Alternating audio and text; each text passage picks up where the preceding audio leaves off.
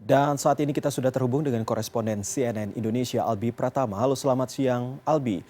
Albi, bisa Anda jelaskan Anda berada di titik mana saat ini berada? Lalu juga ini berbicara soal proses pencarian sudah memasuki hari keempat pasca gempa dan juga tanah longsor.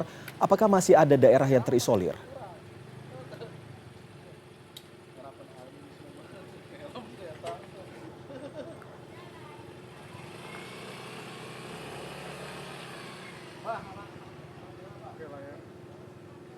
Albi.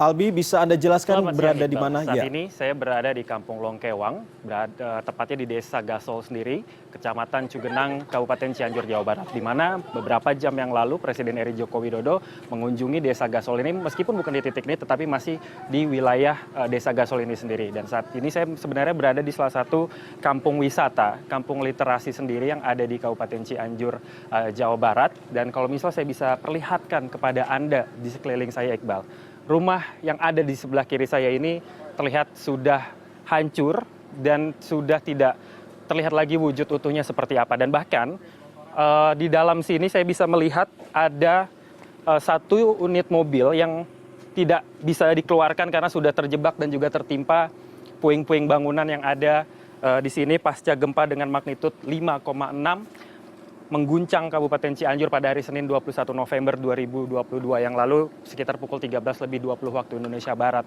Dan di sini sekitar lebih dari 85% kerusakan rumah-rumah warga terjadi, Iqbal. Sampai bawah pun ketika saya melakukan perjalanan dari bawah sampai ke atas ini untuk menuju ke kawasan Desa Gasol, Kecamatan Cugenang yang menjadi salah satu titik terparah akibat guncangan gempa, hampir beberapa rumah di kiri dan kanan jalan ini sudah rusak. Mulai dari rusak sedang sampai dengan rusak berat. Walaupun masih ada bangunan yang terlihat berdiri kokoh, tetapi secara konstruksi itu sudah tidak baik lagi untuk ditempati seperti itu, sehingga masyarakat ataupun warga yang tinggal di sini sudah tidak berani lagi untuk menempati rumah-rumah mereka yang masih berdiri karena khawatir jika ada guncangan susulan yang masih sering terjadi sampai dengan saat ini, itu bisa membahayakan mereka, sehingga mereka lebih memilih untuk tinggal di posko-posko pengungsian yang ada ataupun dibuat di sekitar lokasi ini sendiri.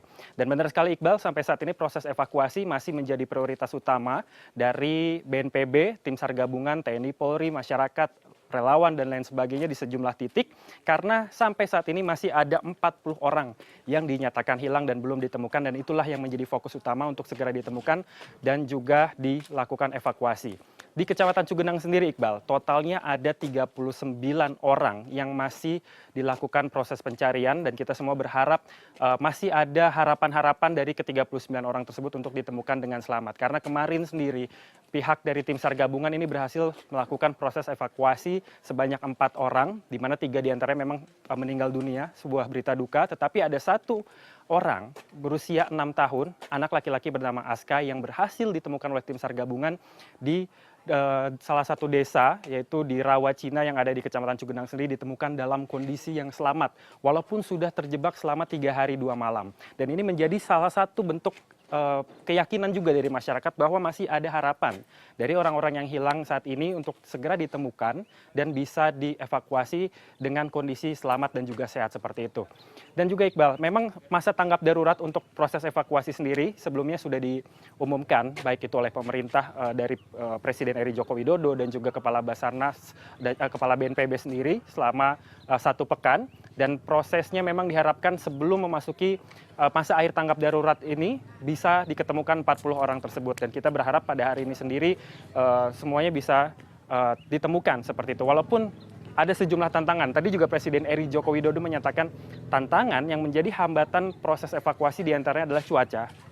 Beberapa menit lalu sebelum saya melakukan laporan langsung, hujan turun di kawasan Kecamatan Cugenang sendiri walaupun tidak begitu deras, tetapi ini membuat beberapa jalan ini menjadi becek karena banyak sekali lumpur akibat kendaraan-kendaraan yang lewat dan juga longsoran, belum lagi juga material-material bangunan yang berserakan di tepi jalan juga bisa menghambat laju kendaraan milik tim SAR gabungan sendiri. Selain itu juga beberapa medan yang curam karena di Kecamatan Cugenang ini sendiri mayoritas topografinya adalah seperti perbukitan yang juga mengalami longsor, sehingga itu juga harus menjadi salah satu kewaspadaan bagi tim SAR gabungan pada saat proses pencarian korban hilang sendiri. Dan yang terakhir adalah terkait dengan masih adanya getaran-getaran gempa walaupun ringan, tapi ini bisa menjadi bentuk juga kewaspadaan para tim SAR ketika melakukan proses evakuasi dan harus siap siaga ketika memang ada guncangan. Mereka harus mencari tempat yang aman agar mereka juga tidak menjadi korban pada saat melakukan tugas kemanusiaan.